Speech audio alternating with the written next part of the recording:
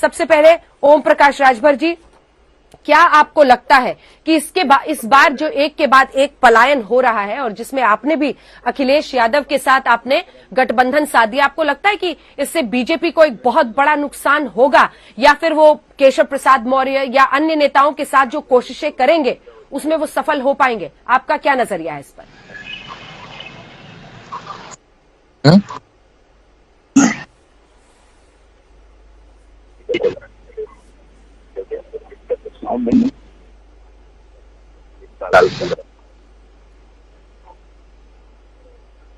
आवाज नहीं? राजभर जी, क्या आपको मेरी आवाज आ रही है सर? आ रही है सर? आवाज आ रही है जी।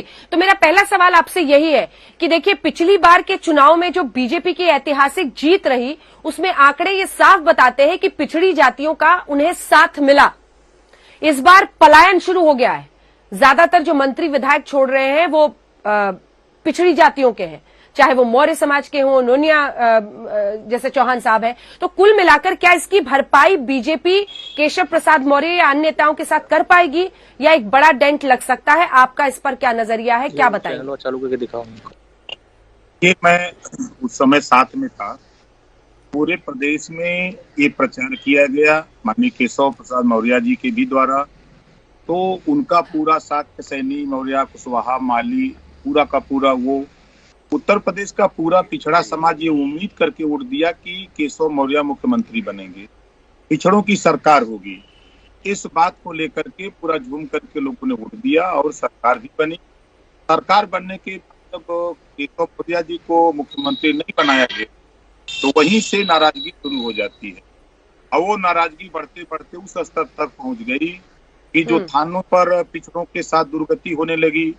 अब जैसे 69,000 शिक्षक भर्ती, 68,500 शिक्षक भर्ती में पिछड़ों और दलितों का हिस्सा लूटा गया, इस पे काफी बवाल हुआ। जो सामान्य वर्ग, जैसे 7 लाख बच्चे सामान्य वर्ग के थे और 25 लाख बच्चे पिछड़ी जाति के, तो सामान्य वर्ग को भी 700 करोड़ बजट दिया जाता है और 25 लाख बच्चों को भी 700 करोड़ बजट दिया जाता है। उसको लेकर के, चूंकि मैं उस समय मिनिस्टर था पिछड़ा वर्ग कल्याण विभाग, मैं मुख्यमंत्री जी से लेके और उस समय माननीय अमित शाह जी से लेकर के बहुत प्रयास किया और सभी पिछड़े समाज के जितने मिनिस्टर थे सबसे हमने कहा कि देखो भाई, विभाग तो है हमारे पास, आप लोग भी पिछड़े समाज के हो, आप लोगों के यहाँ बच्चे आएंगे तो आप लोग भी कहोगे कि मंत्री तो आप क्यों नहीं कर रहे हो, तो हम तो मुख्यमंत्री से कहे नहीं मान रहे हैं, आप लोग भी कहो। तो वो काफी तूल पकड़ा, सुल प्रकृति का वही मामला आकर के तूल पकड़ा। तो पिछड़ा वर्ग काफी नाराज हो गया बीजेपी से, और नाराज होकर के अब वो समय के इंतजार में रहा। बहुत सी नाराजगी का कारण है, जैसे पिछड़ा ही नहीं, जैसे आप देखिए कि बड़ी समस्या अन्ना पशु से है। किसान तो परेशान है, उसका अरकल, मटर, गेहूं, आलू, गोभी, पालक, चौराई कर रहा, एक बड़ी पैदा होती है सरकार में। दूसरी बड़ी समस्या रोजगारी की है। जो बच्चे आए यहाँ अपने न्याय की मांग के लिए, जैसे राष्ट्रीय 69,000 शिक्षक भर्ती और 68,500 शिक्षक भर्ती में कहा कि जांच किया, जांच में ये पाया गया कि इनका 27% रिजर्वेशन पूरा नहीं हुआ है और 22.5% जनजाति का नहीं पूरा हुआ है। तो उसको लेकर के बच्चे आंदोलन करने लगे। जब माननीय मुख्यमंत्री जी के यहाँ गए तो पुलिस ने पिटवा दिया। फिर माननीय केशव मौर्य जी के यहाँ गए तो वहां भी पुलिस से पीटे गए। फिर स्वतंत्र देव पटेल के यहाँ गए तो वहां भी पुलिस से पीटे गए। तो ये नाराजगी बेरोबेर बढ़ती गई कि आखिर में पिछड़े दलितों के साथ ही ऐसा क्यों। तो इसको लेकर के पूरे प्रदेश में पिछड़ों में नाराजगी पैदा हुई। नाराजगी का अब चूंकि हम कहेंगे तो लोग नहीं मानते हैं, और इतना तो तय है कि जैसे अभी आपने कहा कि पलायन की बात, तो जब बीजेपी को सरकार बनानी थी तो दारा चौहान उस समय बड़े नेता दिख रहे थे, स्वामी प्रसाद मौर्य बड़े नेता दिख रहे थे, ओम प्रकाश राजभर बड़े नेता दिख रहे थे।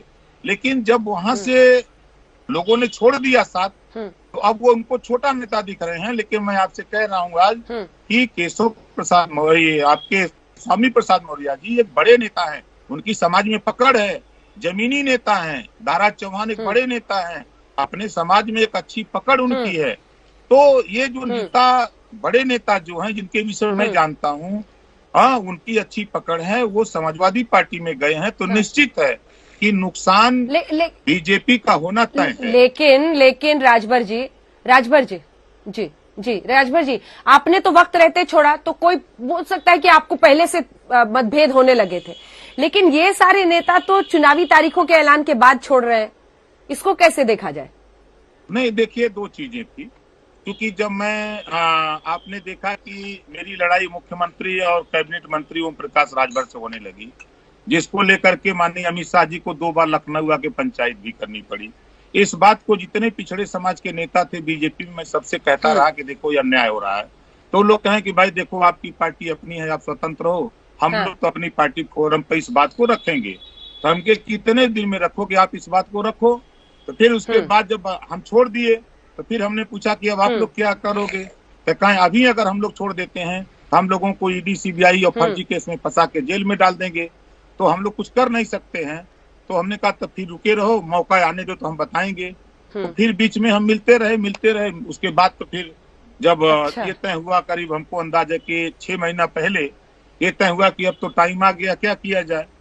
फिर लोगों ने कहा कि नहीं, आचार संहिता लगने के बाद ही होगा। जैसा कि आपने सुना होगा कि आपके भी सामने मैंने कहा था कि 2 महीना से मैं कह रहा था कि बड़े नेता भारतीय जनता पार्टी से 1.5 दर्जन कैबिनेट मंत्री साथ छोड़ेंगे आचार संहिता लगने के 1-2 दिन 3 दिन के बाद, लेकिन कोई मानने को तैयार नहीं था।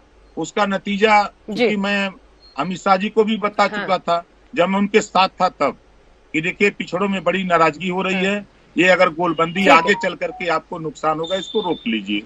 तो उसका खामियाजा जो आपके सामने प्रमाण आया कि पिछड़े यहीं तक नहीं, गांव तक नाराज हो गए, नेता ही नहीं नाराज हुए।